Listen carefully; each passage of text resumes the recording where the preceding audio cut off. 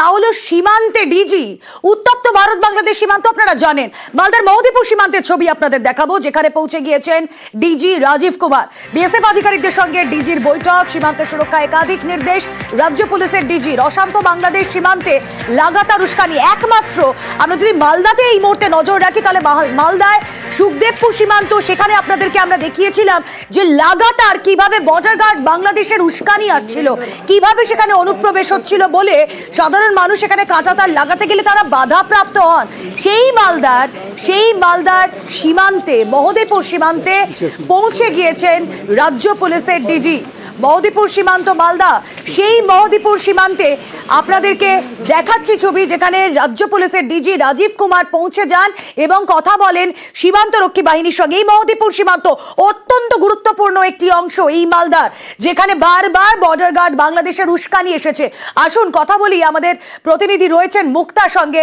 মুক্তা, এই যে সীমান্ত যেখানে পৌঁছে গিয়েছিলেন রাজীব কুমার, কথা বলেছেন সীমান্তরক্ষী বাহিনীর সঙ্গে, দেখো কাঁটাতারে বাধা এসেছে, অনুপ্রবেশ সমস্যা মেটানো যায়নি, কিন্তু আজ কি দাওয়াই দিয়ে গেলেন রাজ্য পুলিশের ডিজি?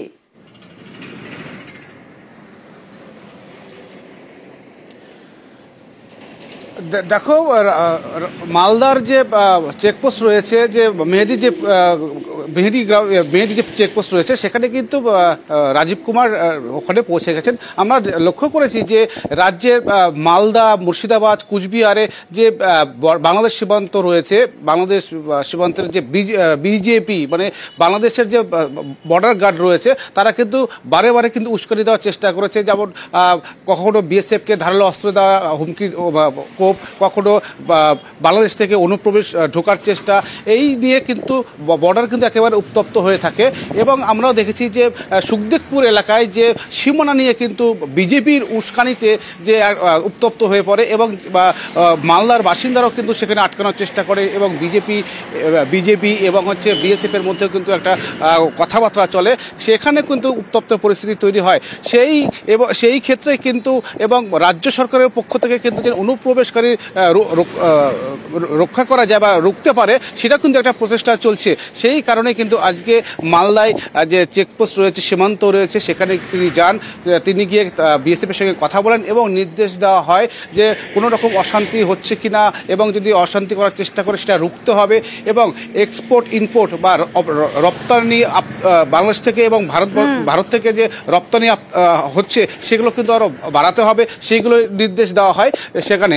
এবং আর সেখানে হঠাৎই কিন্তু ভিজিট করে মালদায় এসে কিন্তু আনঅফিসিয়ালি ভাবে কিন্তু হঠাৎ করে সেখানে তিনি ভিজিট করতে যান এবং বিএসএফ এর সঙ্গে কথা বলেন। এবং আমরা আরও দেখেছি যে এই যে সুখদেবপুর এলাকা এবং যে কুচবিহারের যে গণ্ডগোল, এবং যে মাঝে মাঝে যে বাংলাদেশ থেকে যে অনুপ্রবেশকারী আসার চেষ্টা, সেখানে কিন্তু আটকানোর চেষ্টা করছিল কিন্তু বাংলাদেশের বিজেপি, সেখানে কিন্তু রুখে দিচ্ছে বিএসএফ। এটা নিয়ে কিন্তু একেবারেই অনুপ্রবেশের সমস্যা রয়েছে। সেই কাঁটাতারের বেড়া মানে না অনুপ্রবেশকারীরা, সেই কাঁটাতার টপকেও তারা চলে আসে। এবার দেখাবো তেমনই রিলেটেড একটা ছবি।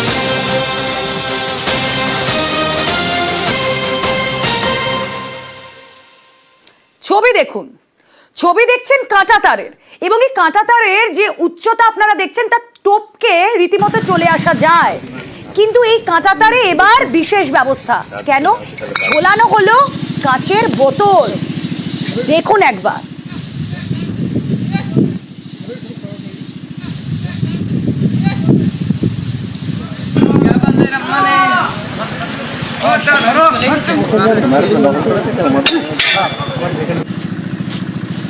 আপনারা দেখছেন ছবি, যেখানে কাঁটা তার তো রয়েছেই, ঝুলিয়ে দেওয়া হয়েছে কাঁচের বোতল। কিন্তু এই কাঁচের বোতল কেন ঝুলিয়ে দেওয়া হয়েছে? তার কারণ এই কাঁটা তার টপকে ইজিলি অনুপ্রবেশকারীরা, চোরাচালানকারীরা তারা ঢুকে পড়ছে। কিন্তু যদি তারা ঢোকে, তাহলে এই কাঁচের বোতল লাগানোয় যে আওয়াজ হবে, তাতে নিরাপত্তা সমস্যা হবে না, অন্ততপক্ষে বিএসএফ তারা অ্যালার্ট হয়ে যেতে পারবে। এই কারণে ঝুলিয়ে দেওয়া হলো কাঁচের বোতল। অভিনব ভাবনা বিএসএফ এর। আমাদের সাধারণগুলো খালি বোতল আমরা এই কারণে দিয়েছি, যাতে বিএসএফ প্রশাসন বর্ডারে থাকে, ওপিতে থাকে, যাতে শব্দটা শোনা পায়। অন্ধকার কুয়াশার মধ্যে ওরা তো তার কাঁটাটা নিয়ে যাইতে পারে, এই জন্য আমরা ওটা শব্দ পাওয়ার জন্য ওটা লাগাইছি। আমাদের এটাই সুবিধা, যাতে আমরা শব্দ পাই। গোয়ালপুকুরে পুলিশকে গুলি করে আসামি ফেরত। এই ঘটনাতেও বাংলাদেশ যোগ, হ্যাঁ এই ঘটনাতেও বাংলাদেশ যোগ। পুলিশের নজরে বাংলাদেশের দুষ্কৃতী আব্দুল হোসেন, আর এই আব্দুল হোসেন এই দুষ্কৃতী আসামির হাতে অস্ত্র তুলে দেয় এবং তাকে পালাতে সাহায্য করে। বাংলাদেশের দুষ্কৃতী শ্বশুরবাড়ি কোথায়? গোয়ালপুকুরে। তার স্ত্রীকে আটক করেছে পুলিশ, দেখুন। এখানে গুন্ডা পাঠিয়ে দেওয়া হচ্ছে, বর্ডার দিয়ে খুন করছে, চলে যাচ্ছে, এই রকম লোক পাঠানো হচ্ছে। বাংলাদেশের গুন্ডা আব্দুল হোসেন এপারে ঢুকে 2019 সালে আগ্নেয়াস্ত্র সহ তাকে গ্রেফতার করা হয়। সাজা কাটার পর ফেরত পাঠানো হয় বাংলাদেশে। সেই বাংলাদেশি দুষ্কৃতী এবার গোয়ালপুকুরে পুলিশের ওপর হামলার ঘটনায় নজরে। বুধবার পুলিশকে গুলি করে পালায় খুনের আসামি সাজ্জাক আলম। ইসলামপুর আদালত থেকে রায়গঞ্জ জেলে ফেরার সময় নিজের খেল দেখায়। প্রিজন ভ্যান থেকে নেমে পুলিশকে গুলি করে, তারপর চম্পট দেয় আসামি সাজ্জাক। সাজ্জাকের খোঁজে 2 লক্ষ টাকা পুরস্কার ঘোষণা করা হয়েছে। একই সঙ্গে এই ঘটনায় আরও একজনের নামে 2 লক্ষ টাকা পুরস্কার ঘোষণা করেছে পুলিশ। সেই দুষ্কৃতীর নাম আব্দুল হোসেন, বাড়ি বাংলাদেশে। সিসি ক্যামেরার ফুটেজে পুলিশ দেখেছে বুধবার আব্দুল হোসেন ছিল আদালত চত্বরে। পুলিশের সন্দেহ সাজ্জাককে পালাতে বাংলাদেশি দুষ্কৃতী আব্দুলই সাহায্য করেছে। সাজ্জাককে আগ্নেয়াস্ত্র জোগাড় করে দিয়েছিল এই আব্দুলই। 2019 সালের অগাস্টে অনুপ্রবেশের পরেই আগ্নেয়াস্ত্র সহ ধরা পড়ে আব্দুল। 3 বছর জেল খাটে। তারপর আব্দুলকে বাংলাদেশে পাঠানো হয়। সেই আব্দুলই ফের এপারে এসে আরেকটা অপরাধে জড়ালো। সাজ্জাক আলম যে মেন একিউজ আছে, ও হচ্ছে 20-10-2019 তারিখে অ্যারেস্ট হয়। হতে পারে ও যে জেলের মধ্যে যে 2 জন ছিল, 2 জনের মধ্যে বন্ধুত্ব ছিল। আমরা এখানে কনভিক্ট করে বাংলাদেশ পাঠিয়ে দিয়েছি। তারপর থেকে ও কালকে এখানে কোর্টে ওর দেখা। গোয়ালপুকুরের ঝাড়বাড়িতে আব্দুলের শ্বশুর বাড়ি। আনাবুলের বাড়ি। আচ্ছা, আনাবুলের ওর জামাইয়ের নাম কি? আবাল। আবাল না? ও থাকতো কোথায়? থাকতো তো, ও তো এখানে থাকতো না, আমি দেখি না এখানে। ও তো বাংলাদেশে আমার ইন্ডিয়াতে ছিল, কেসে ছিল। কবে ছুটা হওয়ার পরে ফের বাংলাদেশ গেল। বাংলাদেশ পরে শুনলাম যে এখানে আসছে, তো এখানে থাকে নাই, ও থাকে ইসলাম বলি না কোথায়। কি কেসে ধরা পড়েছিল? কি কেসে, মার্ডার কেসে না কি কেসে বলতে পারছিলাম না। আচ্ছা, বাংলাদেশে কোথায় বাড়ি জানতেন না? না কিছু জানি না। এই ঝাড়বাড়ি লাগোয়া বাঁশপুকুর থেকে 1.5 কিলোমিটারের মধ্যে বাংলাদেশ সীমান্ত। ওপারে বাংলাদেশের হরিপুর এলাকা।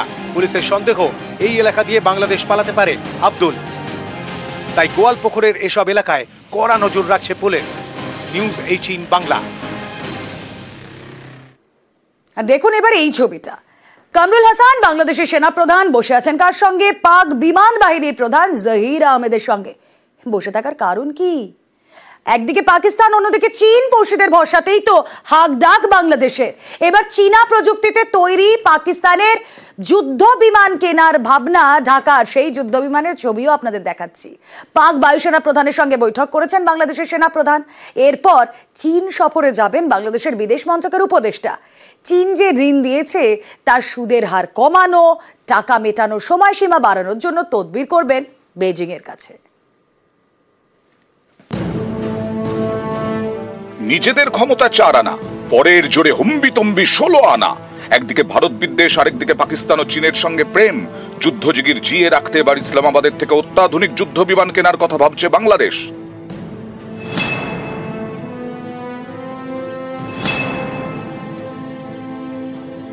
কখনো যুদ্ধের মহড়া, কখনো হাস্যকর সব হুমকি। ইউসুফ জমানায় চরমে ভারত বিদ্বেষ। সীমান্তের ওপারে বারবার তোলা হচ্ছে যুদ্ধের জিগির। এবার ঢাকা যুদ্ধ বিমান কেনার কথা ভাবছে, সেটাও পাকিস্তানের থেকে। ঢাকার নজর চীনা প্রযুক্তিতে তৈরি পাকিস্তানের যুদ্ধ বিমান JF-17 থান্ডার। সম্প্রতি পাকিস্তান সফরে যান বাংলাদেশের সেনাপ্রধান। সেই সফরেই পাকিস্তানের বায়ুসেনা প্রধান air chief marshal Zaheer Ahmed Babar সিদুর সঙ্গে তিনি বৈঠক করেন। এর আগে রাওয়ালপিন্ডিতে পাকিস্তানের সেনাপ্রধান আসিম মুনিরের সঙ্গেও বৈঠক করেন বাংলাদেশের সেনাপ্রধান। গত অগস্ট থেকে বাংলাদেশে অস্থিরতা বেড়েছে, মূল্যবৃদ্ধি আকাশ ছোঁয়া, বিভিন্ন শিল্প ধুঁকছে, চাপে ইউনূস সরকার। এই পরিস্থিতিতে তারা পাকিস্তানের সঙ্গে প্রেম বাড়াচ্ছে আর চীনের কাছে নতজানু হচ্ছে। আগামী 20 জানুয়ারি চীন সফরে যাবেন বাংলাদেশের বিদেশ মন্ত্রকের উপদেষ্টা তৌহিদ হোসেন। 24 জানুয়ারি পর্যন্ত চীনে থাকবেন।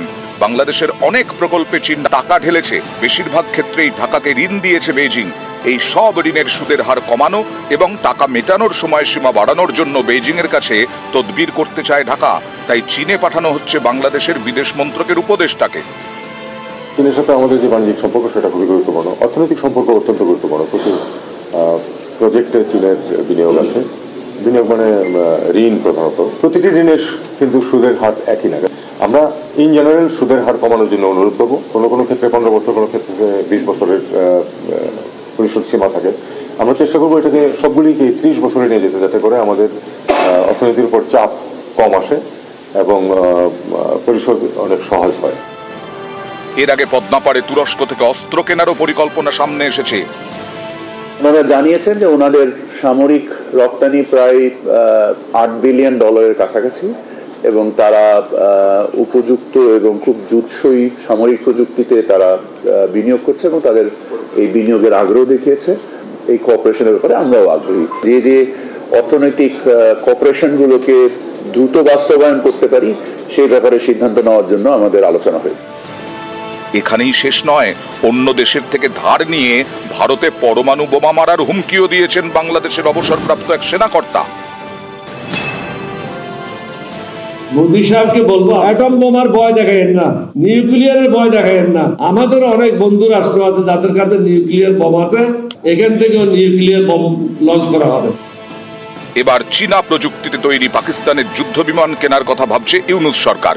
অনেকের মতে এসব আসলে যুদ্ধ জিগির জিয়ে রাখার চেষ্টা, যুদ্ধ হাওয়া তৈরি করে যাতে মূল্যবৃদ্ধি সহ বিভিন্ন ইস্যু থেকে বাংলাদেশের সাধারণ মানুষের নজর ঘুরিয়ে রাখা যায়। নিউজ 18 বাংলা।